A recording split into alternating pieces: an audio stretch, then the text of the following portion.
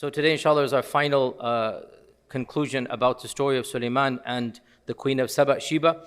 We talked a little bit about the story. As you know, the Prophet Suleiman alayhi salam heard of this kingdom via the Hudhud, and the Hudhud was sent to deliver the letter. And the queen of Sheba said, let us stall, let us send them some gifts, and let us see what they say. And I forgot one verse last time where the queen of Sheba, the queen of Saba said, قالت إن الملوك إذا دخلوا قرية أفسدوها وجعلوا أعزة أهلها أذلة وكذلك يفعلون. So when the ministers told the queen of Sheba, why don't we go to war? That's better. But if you don't want to, that's fine. The queen of Saba responds that we have to look at the possible repercussions. What would happen if they win? In case this is all legit and real, the people who will lose the most are us elites. Not the peasants, not the farmers, because the peasants and farmers need to remain in place. It is the elite. When the kings enter any country as conquerors, they will take the most powerful and deal with them. They will take the ruling class and convert them to be the weakest of the weak. قالت إن الملوك إذا دخلوا قرية أفسدوها. They will completely change status quo. Nothing will be left as it used to be. وَجَعَلُوا أَعِزَّةَ أَهْلِهَا أَذِلَّةً. They're going to make the most nobility, they're going to make them the underclass. They're going to make them the lowly class. Need I remind you, most of my audience is from the Indian Pakistani subcontinent. What did the British do when they came to the land of our forefathers? The A'izza belonged to whom? And what happened? They knew this is the threat, where it's going to come from. So what did they do? Eliminated their power base and they made them the underclass. Look at any kingdom that is tyrannical. The group that is the most threatening to them, they make them punished, persecuted, thrown in jail, strip away their rights to participate in politics, whatever. وَكَذَلِكَ يَفْعَلُونَ. And this is exactly what they do. Some say the phrase وَكَذَلِكَ يَفْعَلُونَ is Allah subhanahu wa ta'ala affirming. Once the queen says, the kings, they change the order and they make the elite, they make them the most low class. Allah is affirming and saying, yes, that is how they do this. And others say that this is just an affirmation from her viziers or from the queen herself that she's emphasizing. And both of them are valid points. Obviously, if you follow the first opinion, it is as if Allah subhanahu wa ta'ala is endorsing this is a reality. And it is a reality. Human nature teaches us this. So she sends the gifts and Suleiman is extremely angry and he says, get away from me, take your gifts back, we are attacking. The queen panics and she immediately makes her way to surrender. And we had stopped at that point in time where Suleiman asks for her throne to be brought to Jerusalem before she enters Jerusalem. And I went over how many did I go over last time? How many opinions? How many? 3? I did more than 3, I know that much because there's 3 that are. How many opinions? Who is the man who brought the throne? Who is the person who brought the throne? How many opinions did I go over? I mentioned at least 4 or 5. 5 I mentioned? There are more but 5. Okay, so let's go over the 5 that I mentioned. I don't know which one. If it's the first opinion, it's a man. 1A, it is Suleiman himself. And as I said, it's very bizarre to have a conversation. 1B, a specific man mentioned in the Israeliyat who was a pious wali min awliya-illah. And I said this creates some problems and I'm not sympathetic to this. Number 3, no man mentioned by name, but some man that Allah had given some knowledge to. The second story is a particular rabbi that Allah had taught his special name. And I explained theologically, it doesn't make sense. And this is, again, this is contested, but it doesn't make sense. A prophet, a follower of a prophet does not have more powers than a prophet. And no human being other than prophets have intrinsic powers that we would consider supernatural. This is the belief of many Muslims. You should understand some groups of Ahl al-Tasawwuf, I'm being factual here, I'm not making a judgment, which has got me into trouble when I don't make a judgment. I'm trying not to be sectarian. Some groups of Tasawwuf, they believe, some, not all, that this wali has the intrinsic power to do something we would call supernatural. This wali can fly in the air, this wali can bring food out of nothing, this wali can bring the the Sheba's throne. And this is a belief that is common in certain segments of the Ahl Tasawwuf. I disagree. And I say that the Quran and Sunnah does not teach us this at all. No human being has the intrinsic power to just snap fingers and do something that is not physical, it is spiritual. Allah didn't create humans like this. And karamat al-awliya, as I explained last time, we believe in them. But karamat are gifts, not on demand. Umar radiallahu anhu is giving the khutbah, and all of a sudden, he sees the ma'raka taking place.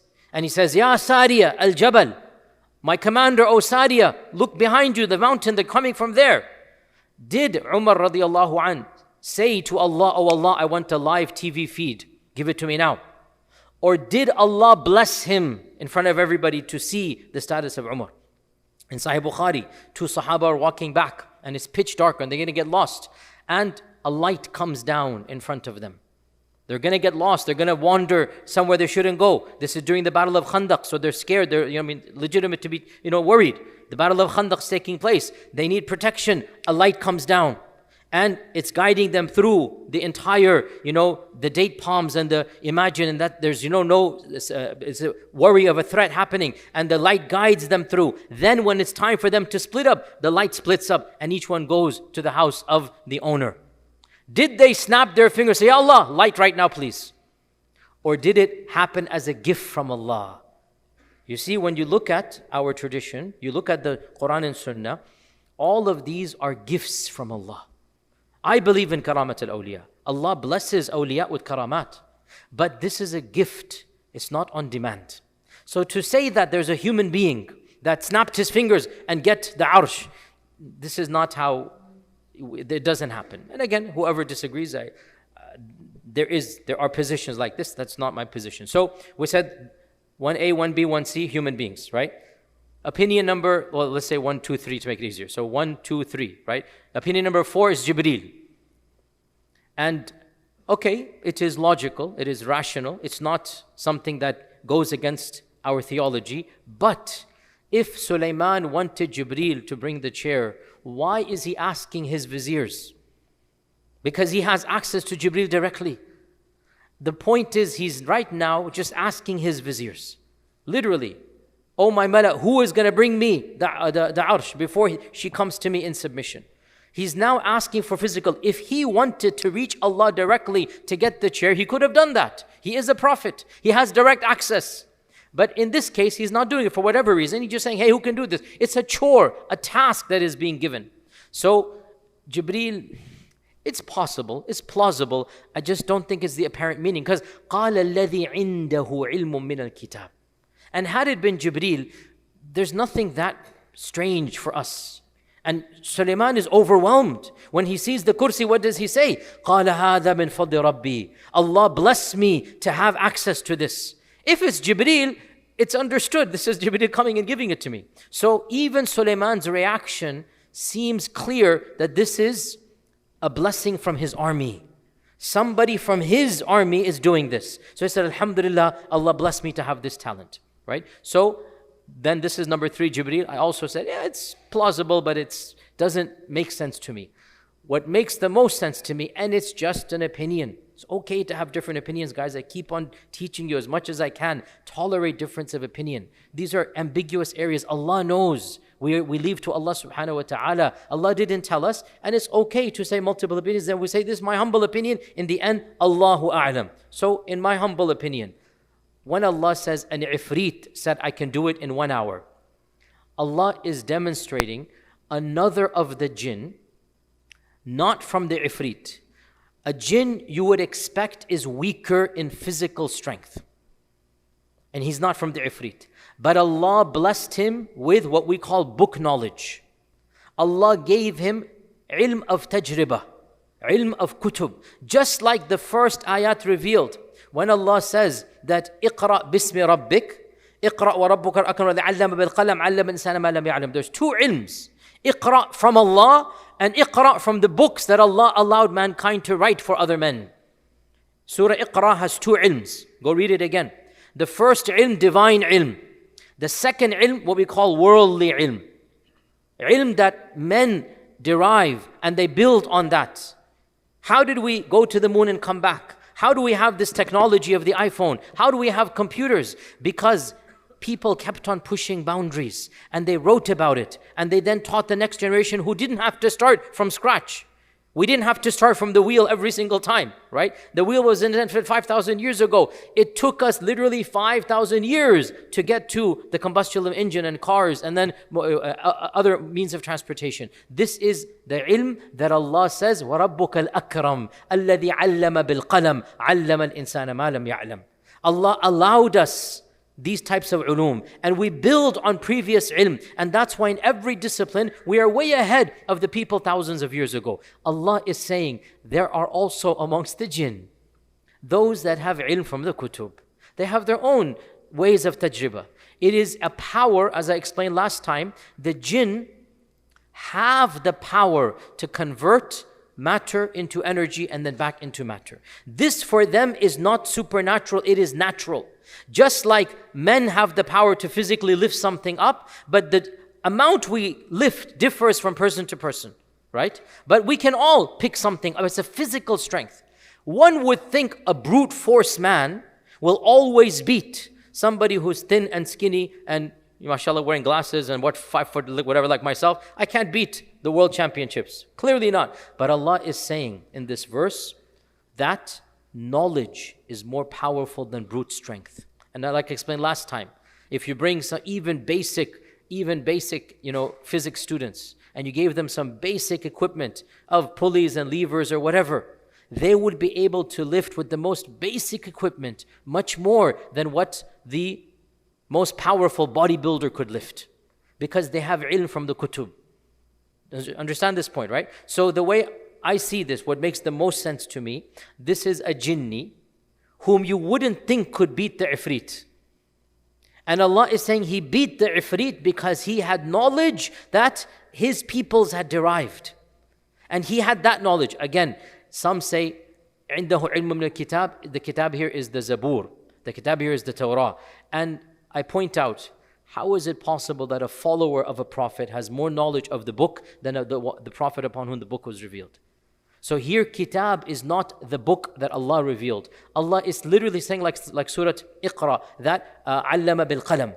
Okay, go ahead and read. Iqra, read books. Allah is saying, be knowledgeable of the sciences of your peoples. So this was a jinni who was knowledgeable, and therefore he tapped in to a physical capability in their world, which is to transform matter into energy, transform it back into matter. It's not something that is beyond the capacity, because again, we don't believe anybody has the power of kun fayakun other than Allah. This is not, even jinn, they might have powers we don't have, but it's physical for them.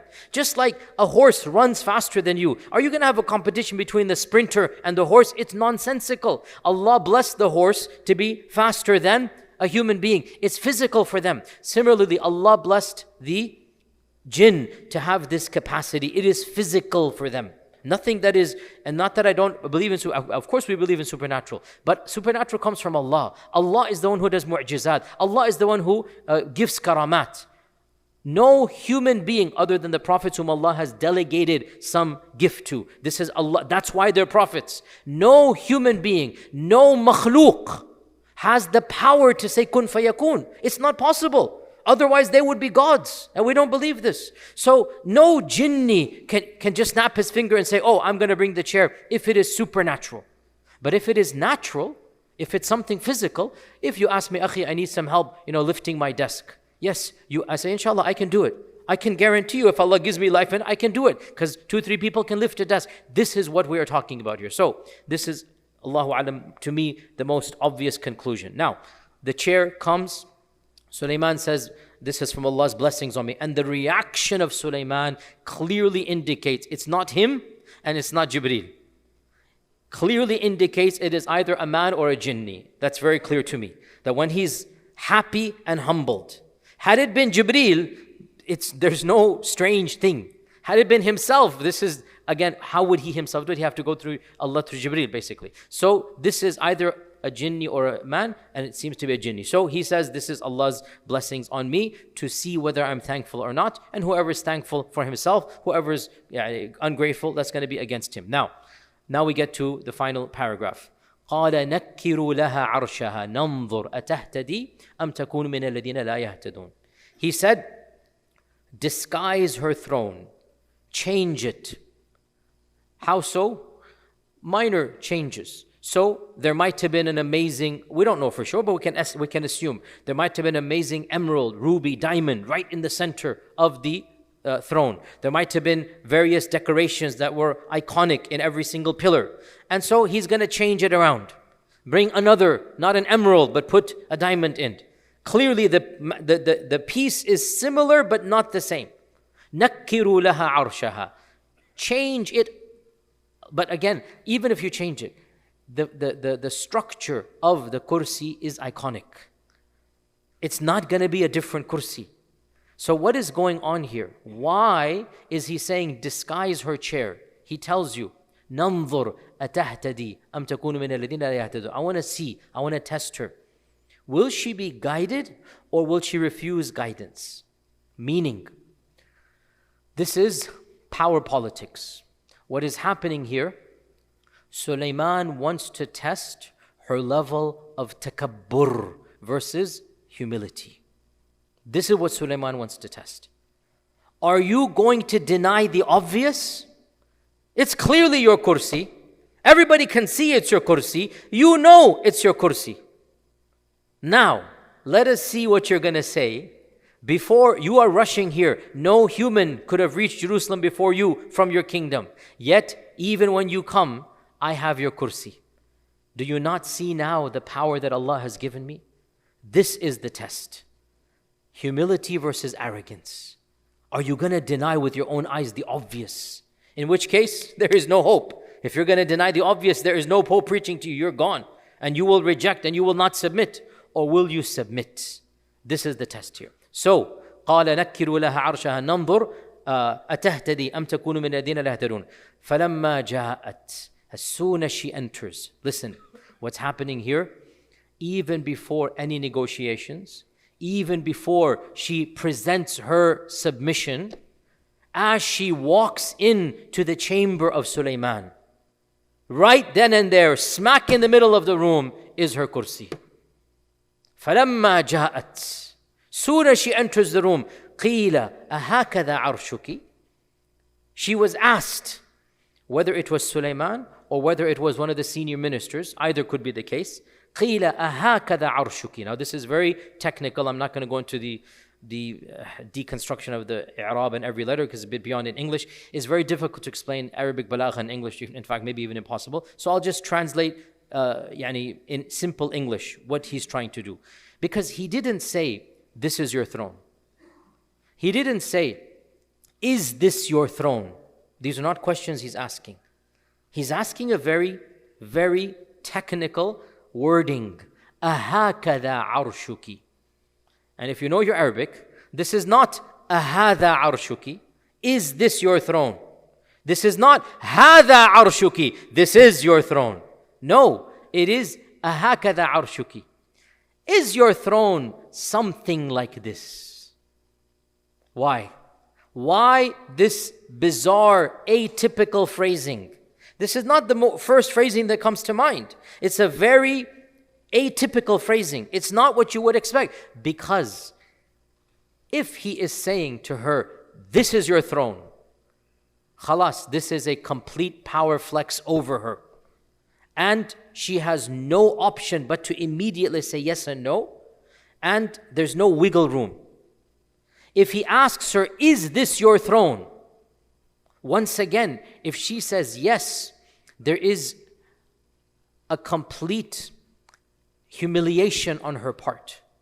And you want her to submit willingly, not by humiliation. And if she says no, then it is obvious that she is being extremely arrogant. So, by using an ambiguous phrase, Suleiman allows her to keep her dignity and allows her to submit in a way where she doesn't have to embarrass herself. And this is of the fiqh, of the understanding of Suleiman. The point is not humiliation. The point is, we don't want you have as a threat. We don't want you as a threat. Come and join us. The goal here is not to rub her face in the sand. The goal here is not to make her feel as if she has been vanquished completely. The kursi is doing the job without him adding salt to the wound. It is obvious that Suleiman has power that is beyond the realm of this world. And she can see this. So the goal now, I don't want to fight you guys, because even if Suleiman has all of that army, in the end of the day, war is blood. People will die, including his troops. We don't want that. So he's giving her a phrase that is intentionally ambiguous, in order that she can give a response where her dignity is maintained and she can submit, and this is exactly what she does. By the way, if you read this section, you really understand so much about politicians, effective politicians, how they rule. This whole story, which we didn't get into because it's a different thing, it's really also about fiqh of siyasa, the fiqh of ruling. All too often, when we're not rulers, we think very simplistically. We think very binary manner. And actual politicians cannot be simplistic. They must be very nuanced. They must understand. They must balance so many different factors at play here, right? And everybody who gets involved in any field, the higher up you go, the more you realize, okay, when I didn't have this amount of responsibility, my understanding of this situation was different than it is now. This is human nature. So Suleiman is being ambiguous in order that she can save face, and also to test her. How humble or arrogant is she? So he asks her, is your throne something like this? أَهَكَذَا عَرْشُكِ? And her response indicates she fully gets what is going on. She is also a shrewd politician. She is also a very wise leader for her people. And she understands the game completely, and she plays it flawlessly and perfectly. When she's asked, is your throne something like this? She doesn't say, what? How did you get my throne here? Because that is demeaning of her dignity and grace. She will lose face amongst her people, and it's going to be a massive humiliation. And she also cannot say, this is not my throne, because even if she were to say it, everybody knows she's lying when she negates this is her throne. She knows it is her throne, and everybody knows she knows it is her throne. She cannot say yes, she cannot say no. Are you guys understanding this, right? So what does she say? قالت كأنه هو. It appears quite similar to it, yes. Not, yes, this is my throne. Nor, no, this is not my throne. She is maintaining her dignity, and hence her people will respect her and follow her decision, and she is also acknowledging, you won. كأنه هو. It really looks a lot like my throne. Again, neither yes nor no. كأنه هو. Now, this phrase, وَأُوتِينَا الْعِلْمَ مِنْ قَبْلِهَا وَكُنَّا مُسْلِمِينَ, who says it? There's again multiple opinions. This is one of the beauties of the Quran. When you study tafsir, one of the issue comes in any story, who says what? Because the Quran doesn't use proper names that much. So there's a phrase here that وَأُوتِينَا الْعِلْمَ مِنْ قَبْلِهَا وَكُنَّا مُسْلِمِينَ, and we were given knowledge before this, and we are Muslims. What is this phrase? We were given knowledge before this, and we are Muslims. There are multiple opinions. I'll just mention two of them because of time. The first, this is Suleiman telling her. And Suleiman is saying, Allah has given me much more than this power. Allah has given me knowledge. Even before you came to me, all of this I had. And with this knowledge, I have submitted to Allah as a Muslim. So this is the first interpretation. وَأُوتِينَ الْعِلْمَ. This is Suleiman speaking in the royal we. We, Suleiman and the Muslims, we have been given knowledge before this whole charades took place. This whole power game took place of the kursi. This kursi is just a manifestation of what Allah has given me. The power that Allah has given me, this is وَأُوتِينَ. Allah has given me ilm before the kursi came. وَكُنَّا مُسْلِمِينَ. And because of that knowledge, we have submitted to Allah in Islam. This is an interpretation. Wallahu alam, I follow the other interpretation, makes more sense to me. Because she is saying, قَالَتْ كَأَنَّهُ هُوَ, and then immediately, وَأُوتِينَا. This seems to be, therefore, an indication that this phrase is coming from her mouth, not from Suleiman's. Right? And this seems to be the context. So, وَأُوتِينَ الْعِلْمَ مِنْ قَبْلِهَا وَكُنَّا مُسْلِمِينَ translates as, she is speaking to Suleiman, And she is speaking in the royal we, like all kings and queens say we. So she is saying, and I already knew of your power before you had to show me this knowledge of bringing the kursi. وَأُوتِينَ الْعِلْمَ مِنْ قَبْلِهَا. You didn't need to do all of this. I already figured it out. You are correct in what you are saying. Right? So, before this whole show of the kursi, I already knew you are correct. And you are indeed tapping into a power that I don't have. وَكُنَّا مُسْلِمِينَ. Now she announces why she has come to Suleiman. We are submitting politically to you. We have surrendered. Okay, and this is very clear to me that this is coming from her.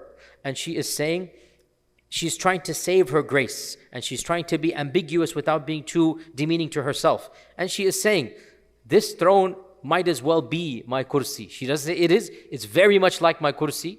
And I knew you had this power even before I came to Jerusalem. And I want to tell you, I have come submitting and surrendering to you politically. Is that clear? So this seems to be, let's finish out that we can open it. This seems to be coming from who? From the queen. Okay. قِيلَ لَهَا ادْخُلِ الصَّرْحِ. Now the final segment in the story. قِيلَ لَهَا ادْخُلِ الصَّرْحِ. So this was the chambers of diplomacy. This was the chamber room of diplomacy where treaties are enacted, where negotiation takes place. She has surrendered, negotiation over. Now, what happens when the treaty is signed? What happens? Food, festivals, right? Dawat. So once she surrenders, now we go to the festivals. Now we go to the food. Now we go to the more personal chambers. Okay?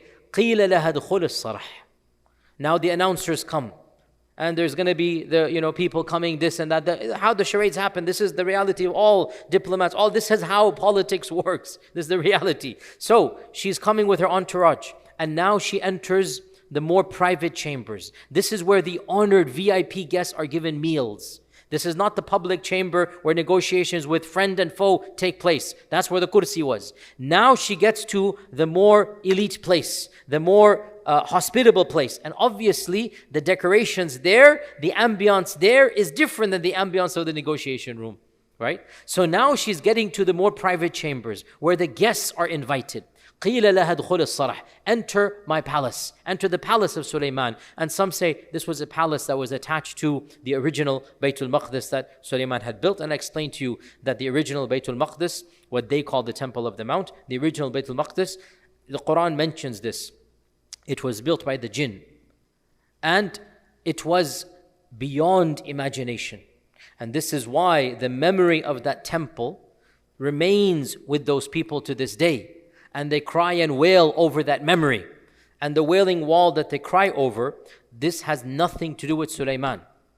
The wailing wall is the remnants of the second temple that was built during the time of Jesus Christ by the king of the Jewish people. He called himself the king. King Hadrian called himself the king of the Jewish people. He built the temple. He built it, and it was a human structure.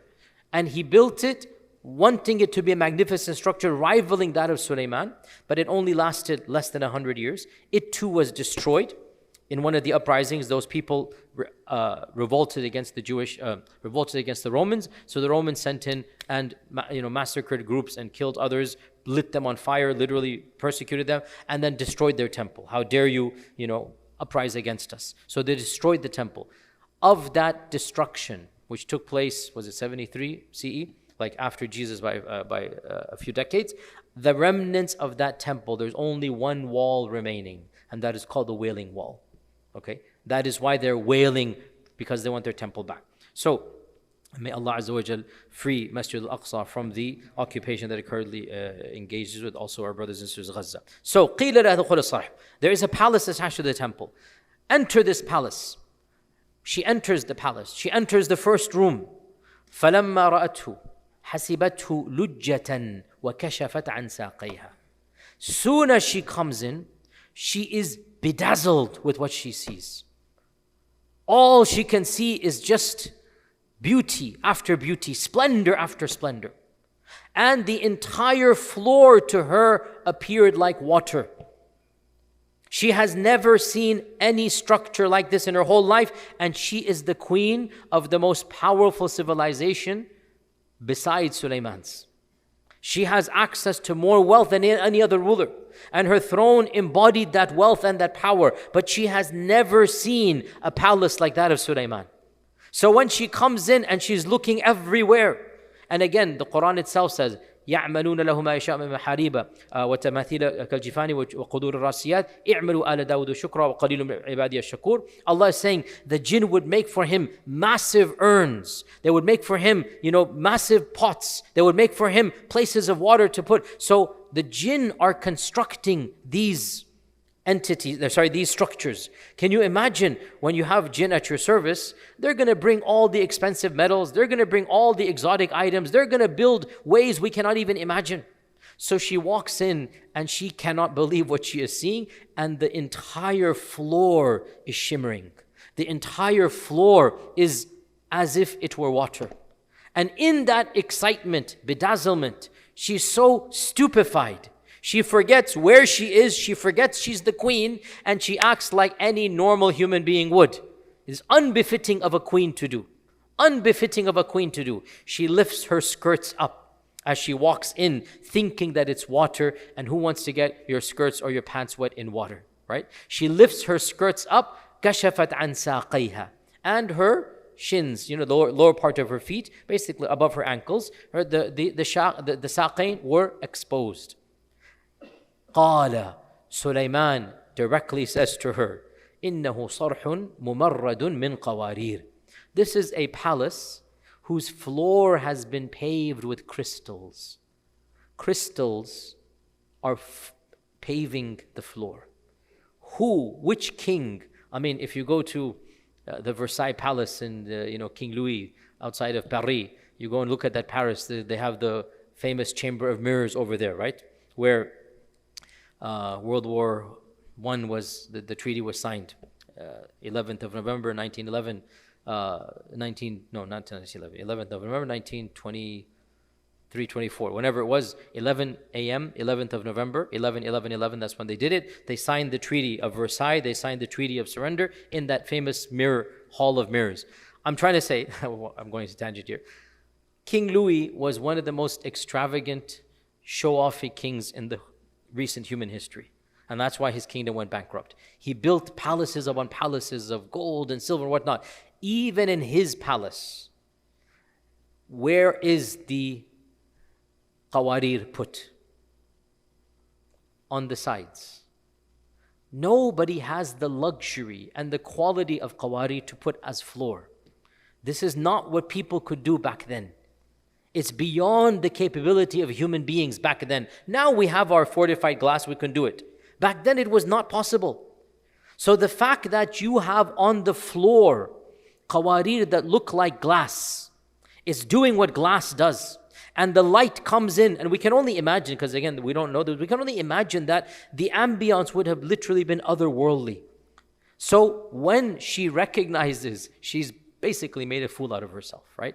She's been so, it's like, imagine, not the same thing, but Yusuf's beauty is so handsome, the women cut their hands. They lose track of reality, right? Basically, this is a type of equivalent, where she's so overwhelmed with the beauty, she does something very unbecoming. She lifts her skirts up. She kind of makes a fool of herself. So Suleiman's trying to save her dignity, being the gentleman. Suleiman saved her dignity. And Suleiman says, قَالَ إِنَّهُ صَرْحٌ مُمَرَّدٌ مِّن قَارِيرٍ. He said, no, this is my palace whose floor has been paved with crystals. This isn't water, this is crystals. This is glass. This is reflection. You don't have to do this, right? And again, this shows you, he's not mocking her. He's not laughing out loud. He's acting like a true gentleman. This is how gentlemen act. And obviously, in all of this, the queen understands. She's really made a fool of herself in this regard, and she's underestimating the power of Suleiman. So now she says, قالت ربي إني ظلمت نفسي. She says, Ya Rabb, I have wronged myself. It took me too long to confess this. I shouldn't have just surrendered only politically. I should have accepted Islam, recognizing Suleiman to be a prophet. قالت ربي إني ظلمت نفسي وأسلمت مع سليمان لله رب العالمين. Now she accepts the religion of Islam. Whereas in the hall before, she had politically surrendered. And she had not accepted Islam. But when she sees this reality, she recognizes this is beyond. And I was arrogant. Oh Allah, forgive me. I shouldn't have delayed this long. I know deep down inside this is your prophet. I know this is coming from you. So, oh Allah, accept my forgiveness. And I am entering into Islam at the behest of, at the da'wah of Suleiman. Aslamtu ma'a Suleimana lillahi rabbil alameen. Now, this is the end of the story of Sheba, of Suleiman and Sheba. What is the main moral? Why did Allah reveal this story in an early Meccan surah? The theme of this story, the main motif of the story is very obvious, and it was meant for the Quraysh. And that is, Allah is saying to the Quraysh, of course, every Arab knows the civilization of Saba. Every Arab knows the dam. Every Arab has heard the legends of the Queen of Sheba. Every Arab. This is what they grew up hearing. This is children's, stories for them. They know it. And Allah is saying, you look up to them as being legendary. They were more powerful than you. They had more civilizational strength than you. And yet they embraced Islam when they saw the power of the prophets. So, O Quraysh, why are you being arrogant? The people you look up to, this is their story. The people whose stories you've heard since you were children, and you consider them to be icons, well then follow their path. And you have more right to do so because the Queen of Sheba actually had an empire. You don't have an empire. The Queen of Sheba had an army. You don't have an army. The Queen of Sheba had so much, and still she embraced Islam with Suleiman. Therefore, people of Quraysh, you need to embrace Islam with the Prophet Muhammad sallallahu alaihi wasallam. And there's a secondary theme as well. And again, this is a short class, obviously, the 3 lessons we did. I encourage you to go back and reread these stories much more. There's another motif that is very clear in this story, and it occurs at least 4 or 5 times in the span of 2.5 pages. And that is being thankful for what Allah has given you. Constantly, Dawood and Suleiman, constantly in this 2.5 pages. Go read it tonight. How many times they say, this is from Allah, we thank Allah, this is, Allah has blessed us with this, when the ant talks, then, فَتَبَسَّمَ ضَحِكًا مِنْ قَوْلِهَا. And he makes dua to Allah subhanahu wa ta'ala to allow him to be thankful. So the entire story has another motif, and that is, if you are blessed, and we are all blessed, if you have a blessing from Allah, and we all have blessings from Allah, do not allow those blessings to cloud your judgment so that you become arrogant. Thank Allah and humble yourself. هَذَا مِنْ فَضْلِ رَبِّي لِيَبْلُوَنِي أَأَشْكُرُ أَمْ أَكْفُرُ. This is a key theme of this whole section as well, that is meant for Muslims. The first theme is meant for non-Muslims. This theme is now meant for Muslims. Memorize this phrase. قَالَ هَذَا مِنْ فَضْلِ رَبِّي لِيَبْلُوَنِي أَأَشْكُرُ أَمْ أَكْفُرُ. Any blessing we have, think of this. This is from Allah to test me whether I'm going to use it to thank Him or whether it will make me, astaghfirullah, arrogant and haughty, and I reject the blessing from Allah. Whoever is thankful, then Allah will reward, and whoever is ungrateful, Allah has no need of you. We should humble ourselves from the blessings Allah has given and ask Allah, like Suleiman said, قال رب أوزعني أن أشكر نعمتك التي أنعمت علي وعلى والدي وأن أعمل صالحا ترضاه وأدخلني برحمتك في عبادك الصالحين. And with this, inshallah ta'ala, we conclude from the story of Suleiman. May Allah subhanahu wa ta'ala grant us all humility. May Allah azza wa jalla make us all thankful for the blessings that we have. And may Allah subhanahu wa ta'ala free the land that Suleiman ruled from the people who have nothing to do with Suleiman and give it to the real people of Suleiman, and that is us. Wa jazakumullahu khairan. Wassalamu alaikum wa rahmatullah. فيا ذلي ويا خجلي إذا ما قال لي ربي أما استحييته تعصيني ولا تخشى من العتب. وتخفي الذنب عن خلقي وتأبى في الهوى قربي فتب مما جنيت عسى تعود إلى